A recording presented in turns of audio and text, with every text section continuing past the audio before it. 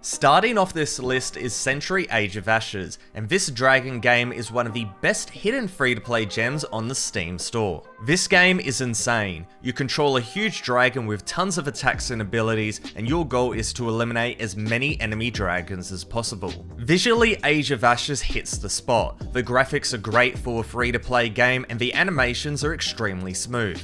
Gameplay wise, you shoot fireballs, dogfight around the map, and use abilities to get the edge. Simply, every battle is intense. Overall, this game has a lot of potential. Check it out. Next up is PlayerUnknown's Battlegrounds, which has just gone free to play permanently. PUBG was the quintessential Battle Royale title many years ago, and still has a decent player base as they fixed a lot of the bugs and issues that plagued this game. But starting from January the 12th, 2022 though, PUBG will be free on all consoles and platforms. Current game owners will get a commemorative pack, which includes a free Battlegrounds Plus upgrade and additional in-game rewards. So yeah, PUBG's free, check it out. Tempo is a unique rhythm platforming game where instead of staying on the beat, you play at your own pace, trying to see if you can achieve the highest BPM possible. It's a really cool idea, and this is bolstered hugely by the gameplay because when you make a mistake, you just want to try again. Now the graphics are simple but bright, putting the focus not only on the great gameplay, but of course the great music, which to be fair is what this game is about.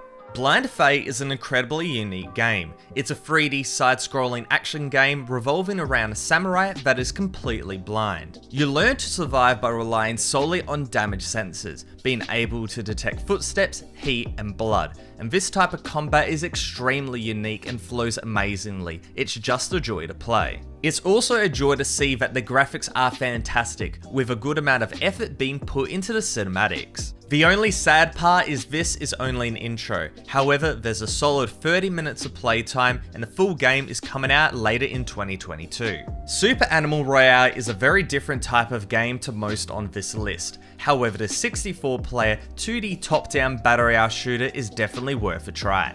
Hop in game, pick up the powerful weapons, armor and items and try to win the Battle Royale, but this time it's in 2D. The movement and gunplay is honestly quite smooth and there is a lot of detail present, especially with the game's big map, lots of points of interest and a large array of weapons. Goose Goose Duck is next up on this list, and from first impressions you would think it's free to play Among Us, however this game is quite a bit different.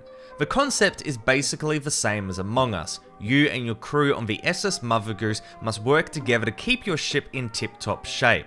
However, the ducks on the enemy team are disguised and out to take apart your squad one by one. There are 4+ game modes and over 20 sub-roles, which really makes this game fun by bringing in a ton of different goals and strategies. Now, like Among Us, the cartoonish style means anyone with any PC can play this game, as you need at minimum an Intel Core 2 Duo, 2 gigs of RAM and integrated graphics, which is extremely low spec. Despite Deathly Stillness being made by only one person in 17 days, it's probably one of the best zombie shooters available in the Steam store. The objective is simple, just kill all the zombies, but the way you do it is incredibly fun as the zombies are super fast and get right up in your face. All the other gameplay aspects are great too. Your bullets have a lot of impact behind them, the aiming, reloading, and movement are all smooth. It's a fantastic shooter experience. You then wrap all of this in the 3 fantastic maps that are extremely detailed and very tense, and this is just a fantastic zombie shooter experience that you really need to check out if you're a shooter fan. Next up is Track and Burn, and this is such a fun game as it's really simple. It's a super arcadey racer with easy controls. All you need is your arrow keys to drive and space to drift. You hop in, select a course and you're in, trying to beat the ghost for the bronze, silver or gold medal time. The really awesome part about Track and Burn though is the custom tracks the community is making, which you can see under the featured or player tracks section, and this adds an infinite amount of content. The graphics are cute, simple, and put the focus on the gameplay, which is great, and also it's super easy to run with only an i3 processor, 2 gigs of RAM, and an NVIDIA 770 being required. Next up is Bloons TD Battles 2, the next generation of the Bloons Tower Defense series. This edition addition, focus on 1v1 battles where you have to overwhelm your opponent with balloons, while making sure your defense is good enough against their attacks. This game of course is a lot of fun, especially with the 22 monkey towers and 15 unique upgrades available. It's also super easy to run, as you only need a 2GHz processor, inbuilt graphics, and a few gigs of RAM. Hired Ops is a first-person shooter that might seem familiar. That's because the developers of Escape from Tarkov made this game before Tarkov was even out. Naturally then, Hired Ops features Tarkov-like gameplay in a Call of Duty-like package, as it features traditional FPS modes like free-for-all, gun game, and so on. By far this game's biggest draw though is the gunplay. Each weapon is detailed, unique, and feels amazing, and then pair that with the hardcore gameplay, and Hired Ops is definitely something different. Originally paid, Hired Ops had a shaky free-to-play release, however recent reviews have been very positive and for good reason, because this game is pretty fun. I Made a Game with Zombies in It is an old school 2009 indie gem, originally playable on the Xbox 360. It's now completely free on the Steam store as they ported it over, and it's a big blast of nostalgia. The gameplay is simple, in line with the most basic of twin stick shooters, but there is a large variety of enemies and weapon pickups. The music is what really makes this game, as it's just a bit of fun, and when you get swarmed with all the zombies, it gets quite intense. Online multiplayer is supposedly coming soon too, which is really cool, and even though this is an old game, it's really cool to go and play and see it in a new light. Bless Unleashed is an MMORPG published by NeoWiz, and this game is pretty decent. It was originally a console exclusive, but is now available on PC via Steam, but is it worth playing? Well, combat-wise, Bless Unleashed is very hands-on and engaging with huge combos. It's definitely a lot of fun and hits the spot. Graphically, this game hits the spot too, as it's one of the best looking MMORPGs out right now. I've personally been having a good time, however from reviews it seems that late game is a bit rough, so please take that into consideration before you start playing. Next up is Snake Force, an alternative top-down shooting game inspired by the classic game Snake. In this game, you'll rescue your bros and fight alongside them, standing in line and shooting at the same point. However, you need to be really careful as bullets hurt whatever they hit, so it's extremely easy to shoot your buddies and fail the level. You get a slow motion ability as well to help you out, but the goal is to finish the levels in the quickest time possible, and it's addicting optimizing your route and going through each level. For a Unity game made by a small indie team, Snake Force is really fun. The gameplay is great, the graphics are great, the music too, make sure to check it out. The Savior from Above is a side-scrolling 3D adventure game that combines multiple genres and features various action and puzzle sequences. This is much more of a reflective and artistic game, and this is supported by the great visuals, intense atmosphere, and story that you quickly get engrossed in. It's an engaging short game with a few puzzle parts that work quite well, and it's a joy moving through this unique and weird land. System spec wise, it's super easy to run with low specs being required, and it will take just about half an hour to complete, so it's well worth checking out, especially as it's made by only one person. Ruins of Albion is an extremely well-made roguelike game, where you explore a procedurally generated world and test your skills in fast-paced combat combining ranged and melee attacks. Upon hopping in game, you go from room to room, attempting to defeat a variety of enemies and huge bosses. Among this, you collect upgrades and unlock different arrow and trap abilities, with the goal to survive as long as possible. The gameplay is super satisfying as there's a great mix of ranged and melee combat, which meshes really well with the smooth movement. It's kinda like Binding of Isaac, but in 3D. Graphics are cute, simple, and easy to run, making this super accessible to anyone. Super Auto Pets is a pretty cool game, and to be honest, I found it from Ludwig. Simply, you battle against other players at your own pace by building your team of cute pets, with the goal to win each battle. You roll for new pets, make your team, rinse and repeat, and it's incredibly chill. However, there is quite a bit of depth as you need to properly optimize your team for any type of battle, and it's fun learning what works best. Graphically, this game is very cute, with simple visuals that also make it extremely easy for any PC to run it, so no excuses not to check this one out. Next up is Muck, the adventure survival roguelike game made by the hugely popular YouTuber called Danny. Muck drops you into a randomly generated map where you need to collect resources, find items, build a base, and fully explore the island. Graphics are simple and easy to run, while the gameplay is Minecraft-alike but with more animated combat. There's also challenges where you're up against powerful bosses that can definitely take you out, but if you defeat them, you'll get a huge bonus. Now it is a Danny game, so of course the system requirements are very low. Only a dual-core processor, 2 gigs of RAM, and an Intel HD 520 is required to run this game. Medieval Shopkeeper Simulator is definitely a different game for this list, as it's a medieval management, exploration, and adventure game.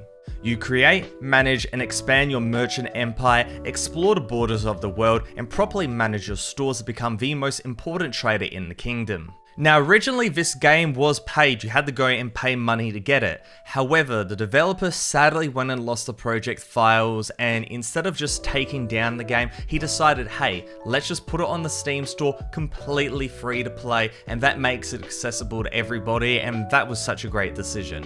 Battle Royale is a Scrabble-focused Battle Royale title, where you drop into the map and attempt to defeat your opponents by forming words. How does it all work though? Well, simply, if you form a word combining your blocks and the enemy's blocks, so if you join them together with a word, then they are defeated. It's a simple concept, but the execution in-game is solid and very easy to understand. Even with the bonuses that are around the map that go and change things up a little bit, it's super easy to hop in and just know what you're doing. Given this game is based on Scrabble though, it's really important to form words quickly, which is just something my maths orientated brain can't do, so this game, not really for me. But if you like pushing your brain and forming words, this game is definitely for you. Vercycle Frontier is a standout title in this list, as it's a complete reimagining of the original Vercycle game and also the free-to-play first-person shooter genre. Originally, Vercycle was a player-verse environment-based battle royale game. However, after limited success, the developers decided to completely flip the concept and move towards an escape from Tarkov-like idea. The core concepts are the same. You need to get in, capture resources, complete contracts, and extract before the planet destroys itself.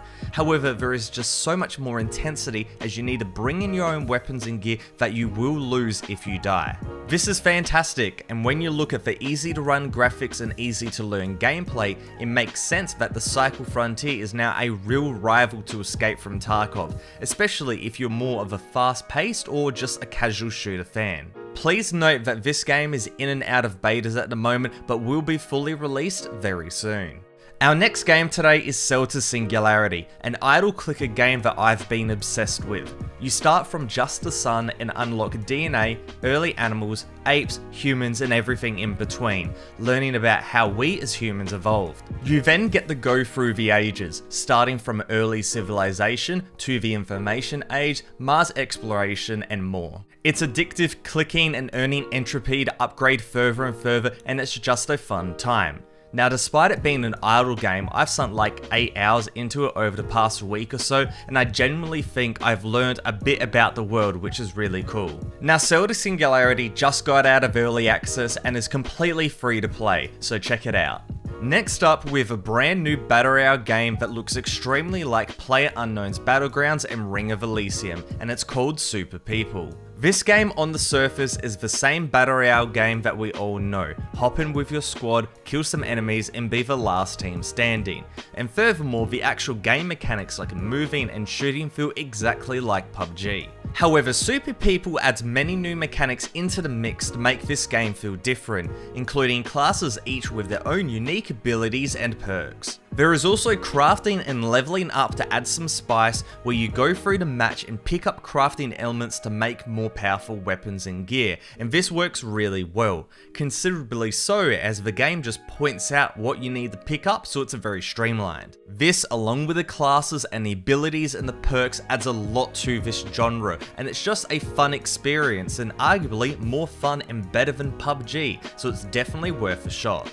Brofalls is a rather straightforward addition to this list, as in essence it's free to play Fall Guys. However, there are some key differences that makes this stand apart. Visually, it borrows heavily from Fall Guys with the colourful maps and bean-like characters, but gameplay-wise it changes things up as the majority of each level is an extremely fun but also frustrating death run. 60 players spawn in and 1 player is chosen as the Broccoli, otherwise known as the death run controller, who can trigger traps across the course. First X amount of people to finish make it to the next round, of which there are multiple and each death run course is different. The final round though is a complete free-for-all where the last one to survive is the victor, and it gets very tense.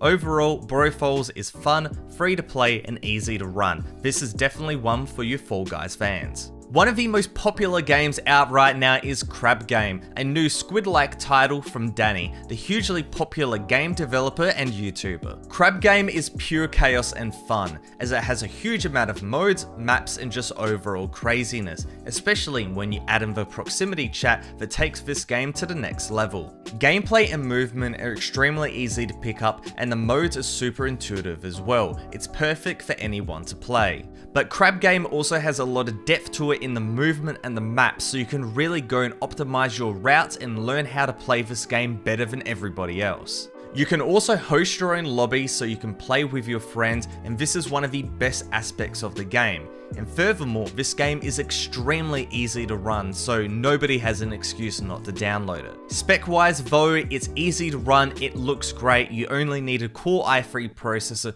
2GB of RAM and an Intel HD 520 to play Crab Game. Extremely low specs indeed. The honourable mention for today is a game that I haven't played for a very long time, and that's Iron Sight, the Call of Duty-like first-person shooter from Whipple Games.